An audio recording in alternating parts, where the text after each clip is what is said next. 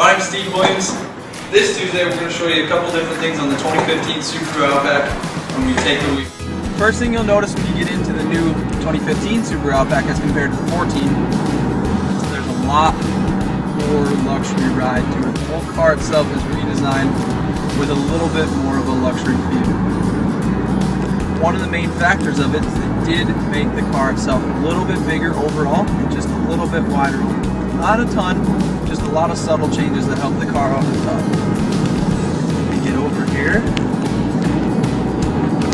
The big thing with this one, you will notice compared to the 14s, I didn't hear it a lot in the 14s, but I have heard people say from their 14 or anywhere from their 2010 to 2014 to this 15 driving these, it is a lot quieter than the 10s. It makes a lot less road noise reduction, a lot less engine noise, tire noise. The model we're in is the 2.5i premium model. What that means is it's kind of the middle model. It doesn't have all the features of the limiteds, but it is some of the nicer features. You get the nicer audio display screen as opposed to the base. You don't quite get that Harman Kardon stereo system or the dual climate control, anything like that, but you still get the nicer features like the heated cloth seats, heated side mirrors, heated windshield wiper de-icers, just some of the nicer things like that. They also added X mode into this year's 2.5 premium models. As you can see, some of the things they've done with the Outback is they've lowered that cladding from about here down to about here. Still gives you that rugged, capable off-road, rugged off-road capability. But what it does is it actually excels on the looks of the car. It makes them look a lot better, a lot cleaner. Changed up the wheel look a little bit. Still get 17s, possibly 18s in the higher up limited and 3.6 limited model. Still available in the two engines, 2.5 or the 3.6. The nice thing in this back, with 15 to the 14, you do get a little bit, like I said, they made a lot of subtle changes, but made them good. A little bit more cargo room, a little bit more passenger room, a little bit more front seat room. Just a hair bit more width. Cool thing with the new 15s is they integrated these little latches in here. What that does is when I pull this, the back of the seat here is going to fall down. Makes it a little bit easier for you to get longer items in and out. Now you also still have the protector, the compartment separator, so that if you do shut this, no one can look in or out and see what's in the vehicle. Another thing they did when they switched those Hawkeye headlights, switched to more of a Hawkeye taillight design too. Just a little more aggressive, a little bit better looking, a little more SUV-esque. This is where you would control most of your electronics for the vehicle. They have buttons here for rear cross traffic, alert, your trunk, or your hatch release, excuse me. It would also have buttons for your steering control fog lamps off, and a few things like that. Going up into your dash, you'll see a few of the interior gauges are a little different. They just kind of went to a little more electroluminescent look, a little bit nicer, a little bit better readout of everything. Your steering wheel, they did change everything up a little bit. It is a little different to get used to initially, but really easy to get through.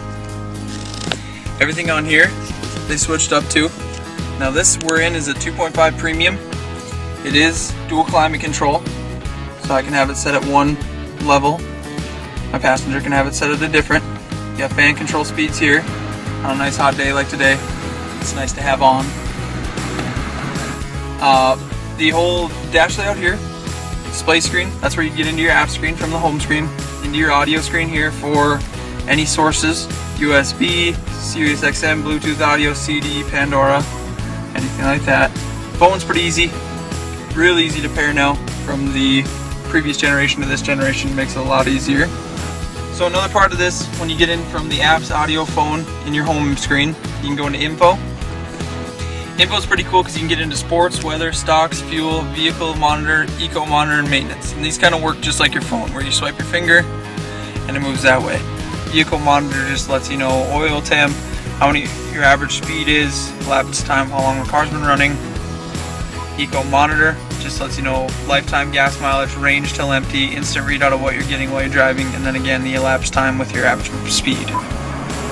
And into your maintenance. Your maintenance is cool just because it gives you a good rundown. You can actually go in and set these things to know when you want to change them, or when you want to check them, or when you want to have anything like that done to them. You just tap in, set your miles, your distance, and your date, and it'll remind you at that time.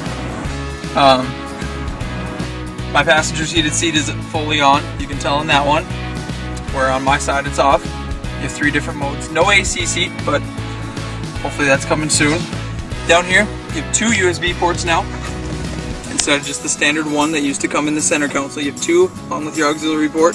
Whole center console has been redesigned here. Everything here, just a little bit more luxury, a little bit better layout. Parking brake, basically just pull up on it now.